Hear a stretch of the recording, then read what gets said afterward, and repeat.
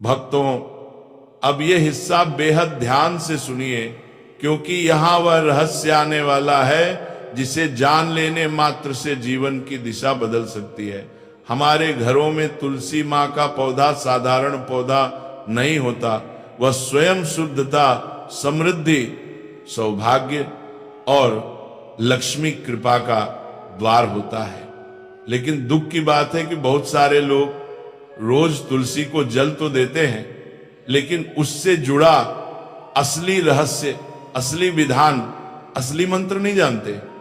इसलिए पूरी पूजा करने के बाद भी जीवन में मन चाहा फल नहीं मिलता, धन आकर भी रुकता नहीं, बरकत टिकती नहीं, और घर में वह स्थिर सुख नहीं आता जिसकी तलाश हर इंसान करता है। भक्तों, एक बात समझ लो, तुलसी पौधा सिर्फ पौधा नहीं, हमारी किस्मत का पहरा है। तुलसी को जल देना सिर्फ पानी चढ़ाना नहीं, भाग्य को सक्रिय करना है। लेकिन तुलसी को जल देते समय सही शब्द बोले जाए, तभी मां लक्ष्मी प्रसन्न होती हैं और सौभाग्य घर में प्रवेश करता है। पुराणों में वर्णन है, एक दफा जब भगवान विष्णु शयन कर रहे थे, तब माता लक्ष्मी उनके पास आई और उन्होंने पूछा, स्वामी, लोग तुलसी मां को जल तो देते हैं, पर असली फल किसे मिलता है और क्यों? तब भगवान विष्णु मुस्कुराए और बोले, हे देवी, तुलसी मां को जल देने का असली चमत्कार तब होता है जब जल चढ़ाते समय इंसान अपने मुख से 3 दिव्य शब्द बोलता है। ये 3 शब्द सामान्य नहीं, ये वही शब्द हैं जो मां लक्ष्मी को चलकर घर में प्रवेश करने पर मजबूर कर देते हैं। माता लक्ष्मी ने विनम्र स्वर में फिर पूछा, स्वामी, मुझे जल चढ़ाने का महत्व तो आप बता चुके, लेकिन इसे जल चढ़ाना कैसे है और कौन से 3 शब्द हैं जो मनुष्य की मनोकामना पूर्ण करते हैं? तब भगवान विष्णु बोले, हे देवी, तुलसी को जल चढ़ाना तभी फल देता है जब उसमें प्रेम, श्रद्धा और सही मंत्र हो। बिना मंत्र के जल चढ़ाना वैसा है जैसे दीपक जलाकर बाती न रखना, प्रकाश नहीं मिलेगा। तब विष्णु भगवान ने आगे कहा, तुलसी मां को जल देने के दौरान बोले गए 3 शब्द मनुष्य के जीवन से दरिद्रता, भय, बाधा और दुर्भाग्य को काट देते हैं। वही शब्द धन, सौभाग्य, सुख, शांति और लक्ष्मी कृपा को जीवन में स्थिर कर देते हैं। भक्तों, आप सोचिए, अगर भगवान विष्णु स्वयं कह रहे हैं कि 3 शब्द बोलने से सौभाग्य घर में प्रवेश करता है, तो ये कितना बड़ा रहस्य होगा। और सुनने मात्र से भी पाप नष्ट हो जाते हैं, फिर रोज बोलने से क्या नहीं होगा। भगवान विष्णु आगे कहते हैं, जो भी व्यक्ति रोज तुलसी मां को जल देते समय इन 3 शब्दों को बोल देता है, उसके भाग्य के बंद दरवाजे खुल जाते हैं, उसके जीवन से कंगाली मिट जाती है, धन, सम्मान, तरक्की और खुशी उसके कदम चूमने लगते हैं, उसके पाप कट जाते हैं और घर में अशांति समाप्त हो जाती है। ऐसा व्यक्ति कभी गरीब नहीं हो सकता। इतना सुनकर माता लक्ष्मी बोली, हे प्रभु, कृपया पहले इस चमत्कारी मंत्र का महात्म्य सुनाइए, ताकि मैं पूरी भावना के साथ इसे सुन सकूं। तब भगवान विष्णु ने एक कथा के माध्यम से इस मंत्र का महत्व सुनाना शुरू किया। और भक्तों, ये वही कथा है जहां वह दिव्य मंत्र प्रकट होने वाला है। वह मंत्र सिर्फ 3 शब्दों का है, लेकिन उसकी शक्ति 1000 वर्षों की पूजा पाठ के बराबर है। दक्षिण में एक अत्यंत शोभायमान नगरी थी। उस नगरी में रमेश नाम का एक खोटी बुद्धि का ब्राह्मण रहता था। पापियों का तो वह शिरोमणि था। उसका जन्म एक ऐसे ब्राह्मण परिवार में हुआ था जो पाप कर्म करने वाले शास्त्र ज्ञान से शून्य थे। वह जन्म से तो ब्राह्मण था, किंतु कर्म से वह अत्यंत दुराचारी था। वह न पूजा पाठ करता, न ध्यान करता, न जप, न हवन और न ही मेहमानों का सत्कार करता था। उसके द्वार पर आए मेहमानों को बिना दान किए ही क्रूरता पूर्वक भगा देता था। स्त्री लंपट होने के कारण वह सदैव ही पराई स्त्रियों में आसक्त रहता था। उसे मदिरापान करने की भी आदत थी, साथ ही वह मांस खाया करता था। वह दिन में खेत में काम करके पत्ते बेचकर जीविका चलाया करता था और रात में वेश्याओं का सेवन करता था। इस प्रकार से उसे ब्राह्मण ने अनेक वर्षों तक जीवन व्यतीत किया। फिर एक दिन वो दुर्बुद्धि रमेश बेचने के लिए पत्ते इकट्ठा करने के लिए एक रस्सी की वाटिका में घूमने लगा और पत्ते तोड़ने लगा, तभी एक काल रूपधारी काले सर्प ने उसे ब्राह्मण को काट लिया और उसी समय पर उसकी मृत्यु हो गई। उसके बाद 2 यम के दूत उसे लेने के लिए उस स्थान पर प्रकट हुए और उसे उठाकर यमलोक ले जाने लगे। मार्ग में वो यम दूतों के सामने बहुत विलाप करने लगा, हे दूत, मुझे कहां ले जा रहे हो? मुझे छोड़ दो, मेरे प्राण बख्श लो। किंतु यमदूत उसे ये कहते हुए ले जाने लगे, अरे दुष्ट ब्राह्मण, तेरे पाप कर्मों के कारण तुझे सांप ने काट लिया है, अब यमदेव तुझे अवश्य घोर नरक में डाल देंगे। फिर यम के दूत उसे ब्राह्मण को लेकर यमलोक पहुंचते हैं और यमदेव के सामने खड़े हो जाते हैं। चित्रगुप्त उसे ब्राह्मण का लेखा जोखा निकालते हैं और यमदेव से कहते हैं, हे धर्मराज, इस ब्राह्मण ने बचपन से लेकर मृत्यु तक पाप ही पाप किया है, इसने कभी कोई पुण्य का काम नहीं किया है। फिर धर्मराज अपने दूतों से कहते हैं, हे दूतों, इस घोर पाप करने वाले ब्राह्मण को उठाकर ले जाओ और उसे नरक में डाल दो। फिर यम के दूत उसे ब्राह्मण को ले जाते हैं और नरक की भयंकर अग्नि में धकेल देते हैं। अनेक वर्षों तक नरक में सजा भुगतने के बाद उस ब्राह्मण को दूसरे जन्म में एक बैल का शरीर मिलता है। बैल का जन्म पाकर वह बोझ उठाने का काम करने लगा। उसका मालिक उससे दिन रात काम करवाने लगा। फिर जब उस बैल की शक्ति कम हुई तो उसके मालिक ने उसे एक लंगड़े आदमी को बेच दिया। उस लंगड़े आदमी ने उस बैल को खुद का बोझ उठाने के लिए उपयोग किया। वो उसकी पीठ पर बैठकर घुमा करता था। इस प्रकार से उस बैल ने 8 वर्ष तक उस लंगड़े आदमी का बोझ उठाया। फिर एक दिन वो लंगड़ा आदमी उस बैल की पीठ पर बैठकर किसी ऊंचे पर्वत पर जाने लगता है। उस पर्वत पर बहुत देर तक चढ़ने के कारण वो बैल बहुत थक गया, उसकी शक्ति क्षीण हो गई और कुछ समय बाद वह बैल बहुत जोर से मूर्छित होकर जमीन पर गिर पड़ा और अंतिम सांसें लेने लगा। तभी वहां पर खड़े लोगों को उस बैल पर बड़ी दया आ गई और वे उसके मुख बात कर देखे मूर्छित होकर में पानी डालने लगे। फिर उन लोगों में एक पुण्य आत्मा व्यक्ति था। उसने उस बैल का कल्याण करने के लिए अपना पुण्य उस बैल को दे दिया। उसे देखकर अन्य लोगों ने भी अपना अपना पुण्य याद करके कुछ पुण्य उस बैल को दे दिया ताकि उसे मुक्ति मिल सके। उसी भीड़ में एक वेश्या भी खड़ी हुई थी। सभी लोग अपना पुण्य उस बैल को दे रहे। यह देखकर उस वेश्या ने भी अपना पुण्य उस बैल को दे दिया। कुछ देर बाद उसे बैल की मृत्यु हो जाती है। फिर उस स्थान पर यमदूत आते हैं और उस बैल के शरीर से उस ब्राह्मण की आत्मा को निकालकर यमलोक ले जाते हैं। यमलोक ले जाने पर उसे यमदेव के सामने खड़ा किया जाता है और फिर चित्रगुप्त उसका लेखा जोखा देखते हैं तो वे आश्चर्य में पड़ जाते हैं। उस वेश्या के द्वारा उस बैल को दिया हुआ पुण्य बहुत बड़ा होता है। उस पुण्य के प्रभाव से सभी जन्मों के पाप नष्ट हो जाते हैं। फिर यमदेव उस ब्राह्मण के सभी पाप क्षमा करते हैं और कहते हैं, हे ब्राह्मण, उस वेश्या ने तुझे अपना पुण्य देकर तुझ पर बड़ा उपकार किया है। केवल उसी के पुण्य के कारण तुम्हारे सब जन्मों के पाप नष्ट हो गए हैं और यमदेव उसे फिर से इंसान जन्म प्रदान करते हैं। बार वो पृथ्वी पर आकर एक उत्तम ब्राह्मण कुल में जन्म लेता है। उस महापुण्य के प्रभाव से उसे इस नए जन्म में अपने पूर्व जन्म की बातें याद आने लगती हैं। जब वो ब्राह्मण बड़ा हो जाता है तो उसे याद आता है कि पिछले जन्म में जब वो बैल था तब एक वेश्या ने उसे उसका पुण्य दे दिया था। इसीलिए उसके मन में उस वेश्या के बारे में जानने की इच्छा होती है और उसे महापुण्य के बारे में जानने के लिए उस वेश्या का पता लगाकर उसे ढूंढते हुए उसके नगर में चला जाता है। वह वेश्या बूढ़ी हो चुकी थी। फिर जब उसे वो वेश्या मिल जाती है तो वो उसके सामने जाकर उसे बार बार प्रणाम करता है और उस वेश्या का धन्यवाद करने लगता है। वह वेश्या कहने लगती है, हे ब्राह्मण श्रेष्ठ, आप कौन है और किस कारणवश आप मुझ में वेश्या को धन्यवाद दे रहे हैं? मैंने आपका कौन सा कार्य किया है जो आप मुझे नमस्कार कर रहे हैं?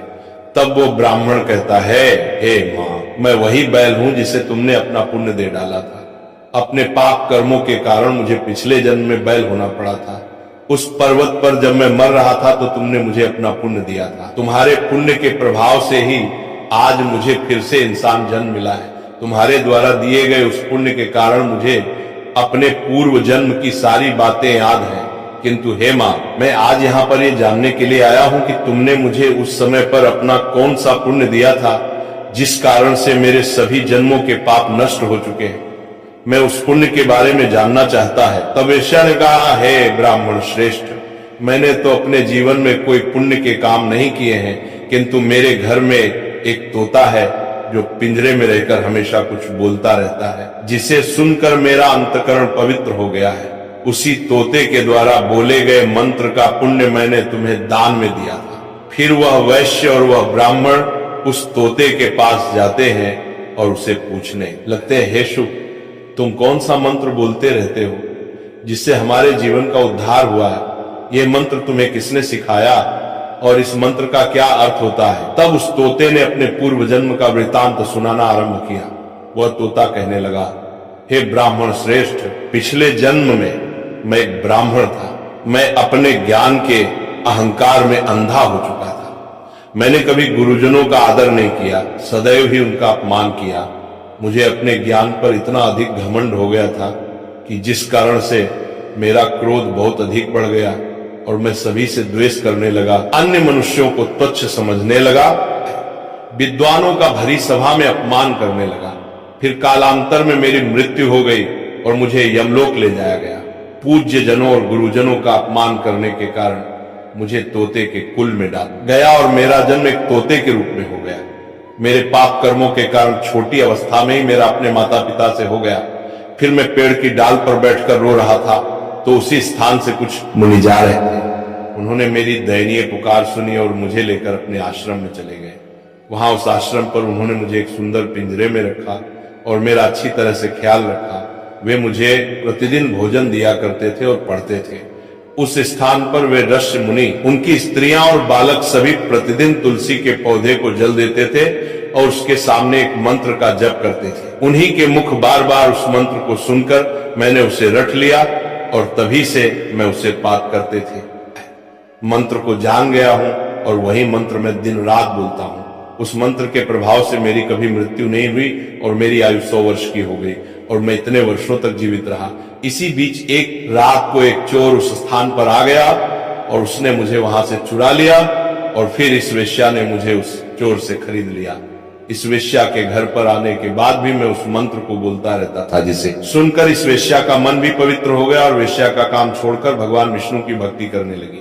उसी मंत्र के प्रभाव से मेरे पूर्व जन्मों के सभी पाप नष्ट हो गए और इसी मंत्र के प्रभाव से इस वेश्या का भी अंतःकरण पवित्र हो गया।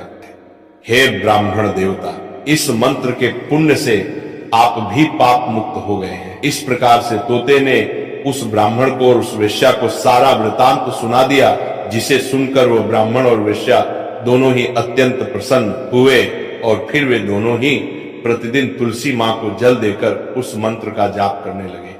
फिर वह वेश्या और वह ब्राह्मण तीनों उस मंत्र के प्रभाव से दिव्य विमान में बैठकर विष्णु लोक को चले गए। भगवान विष्णु कहते हैं, हे देवी मां लक्ष्मी, देखा आपने केवल तुलसी मां के इस मंत्र के प्रभाव से उस तोते के, उस वेश्या के और उस ब्राह्मण के सभी पाप नष्ट हो गए। इसीलिए प्रत्येक इंसान को रोज तुलसी मां को जल देते समय इस एक मंत्र का उच्चारण अवश्य करना चाहिए। हे देवी, वह मंत्र इस प्रकार है, इसे तुम ध्यान से सुनो। ओम वृंदावनी स्वाहा, ओम वृंदावन स्वाहा। भगवान विष्णु कहते हैं कि जो भी स्त्री प्रतिदिन तुलसी मां के समक्ष इस मंत्र का उच्चारण करेगी वह सौभाग्यशाली बनेगी। जो भी पुरुष तुलसी मां के सामने इस मंत्र का उच्चारण करेगा उसे अक्षय धन की प्राप्ति होगी। जिस घर के सामने प्रतिदिन तुलसी मां की पूजा की जाएगी उस घर में साक्षात लक्ष्मी का वास होगा। तुलसी मां का यह मंत्र राज कल्प तरु है, यह समस्त फलों को प्रदान करने वाला है। अतः जो भी तुलसी मां के सामने इस मंत्र का उच्चारण करेगा उसे संपूर्ण सिद्धियां प्राप्त होंगी। स्त्रियों को सदैव ही स्नान करके अपने बाल बांध कर मांग में सिंदूर भरकर प्रतिदिन तुलसी मां को जल देना चाहिए और इस मंत्र का उच्चारण करना चाहिए। रोज तुलसी मां के पौधे की परिक्रमा करनी चाहिए, इससे सभी दोष नष्ट हो जाते हैं। प्रतिदिन शाम के समय तुलसी मां के पास दीपक जलाना चाहिए और तुलसी मां के पास बैठकर भगवान विष्णु की आराधना करनी चाहिए। तुलसी मां के पास दीपक जलाने से इंसान को धन धान्य की प्राप्ति होती है। हजारों अमृत के घड़ों से नहलाने पर भी श्री हरि को उतनी तृप्ति नहीं होती जितनी वे मनुष्यों के द्वारा तुलसी मां का एक पत्ता चढ़ाने से प्राप्त करते हैं। 10,000 गाय के दान से मानव जो फल प्राप्त करता है वही फल तुलसी मां पत्र के दान से पा लेता है, जो मृत्यु के समय अपने मुख में तुलसी मां पत्र का जल पा जाता है, वो संपूर्ण पापों से मुक्त होकर भगवान विष्णु के धाम जाता है। भगवान विष्णु कहते पूर्णिमा, अमावस्या, द्वादशी और सूर्य संक्रांति के दिन मध्याह्न काल रात्रि और अशौच के समय तेल लगाकर बिना स्नान किए अथवा बिना हाथ पैर धोए रात्रि के वस्त्र पहनकर तुलसी मां के पत्र तोड़ता है, वह महापाप होता है। श्राद्ध, व्रत, दान, प्रतिष्ठा तथा देव पूजा के लिए तोड़े हुए तुलसी मां पत्र बासी होने पर भी 3 रात्रि तक पवित्र ही रहते हैं। तुलसी मां का एक एक पत्ता न तोड़कर पत्तियों के साथ अग्रभाग को तोड़ना चाहिए। तुलसी मां की मंजरी सब फूलों से बढ़कर मानी जाती है।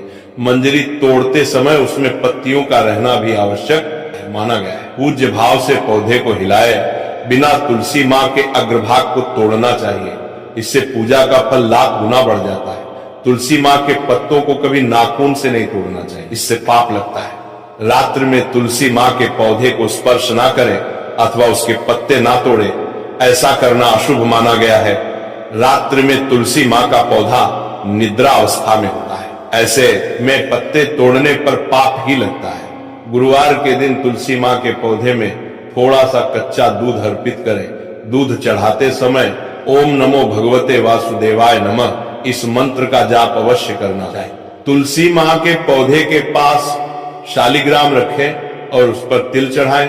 पूजा में तुलसी मां और शालिग्राम को दूध में भीगी हल्दी का तिलक अवश्य करें। शालिग्राम पर तुलसी मां पत्र रखकर चंदन लगाना चाहिए। अगर कोई महिला मासिक धर्म से है तो वे तुलसी मां की पूजा ना करे। मासिक धर्म के दौरान तुलसी मां को स्पर्श करने से घोर पाप लगता है, इससे स्त्री की दुर्गति होती है।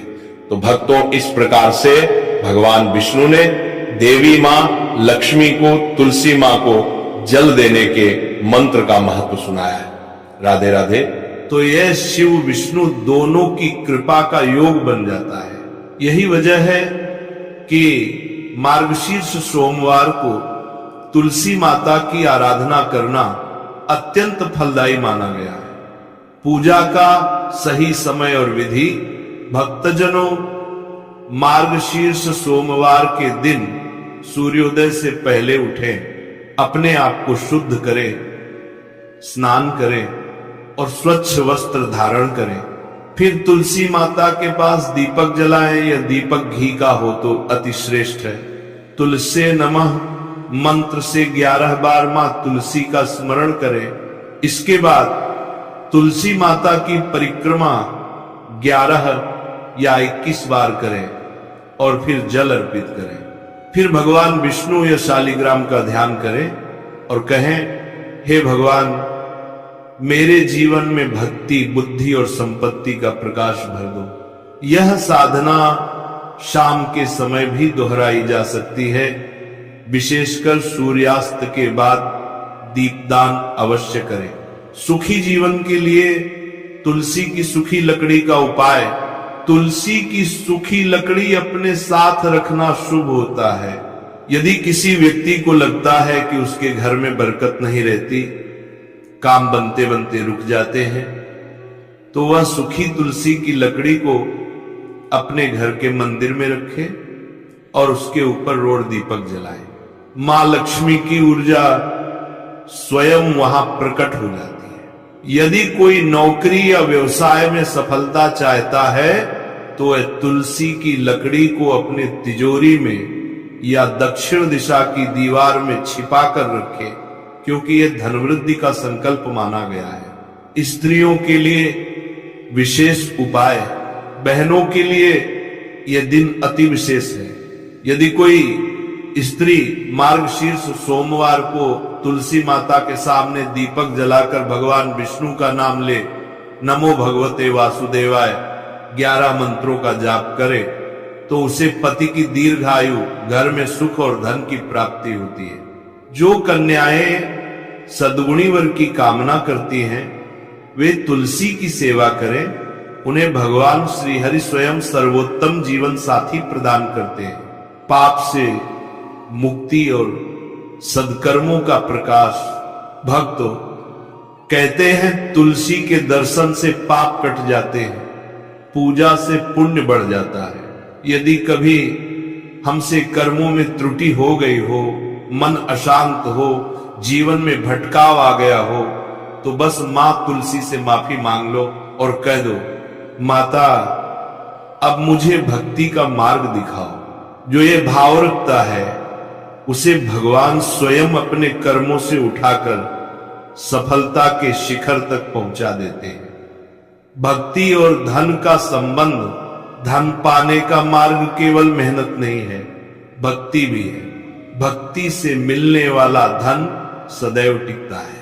जो भक्ति करते हैं उनका भाग्य अपने आप बदल जाता है। तुलसी माता के आंगन में दिया जलाने वाला कभी अंधकार में नहीं रहता।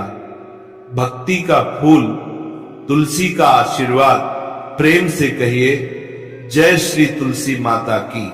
जब आप ये कहते हो तो मां तुलसी आपके हृदय में वृंदावन सा शुद्ध भाव भर देती है।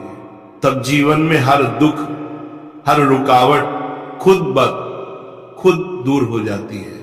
अंत का संदेश भक्ति से बड़े कोई उपाय नहीं। धन चाहो तो भक्ति से मांगो, शांति चाहो तो तुलसी से मांगो, और सफलता चाहो तो भगवान से मांगो, मगर प्रार्थना में स्वार्थ न हो। तुलसी माता के सामने बैठो, उनकी पत्तियों की खुशबू लो और मन ही मन कह दो, मां मेरे जीवन में भक्ति का सूरज उगाओ।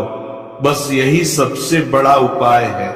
तुलसी माता के दिए के प्रकाश में जब तुम अपनी आंखें बंद कर लेते हो तो वहां केवल प्रकाश नहीं बल्कि भगवान स्वयं तुम्हारे हृदय में विराज जाते हैं।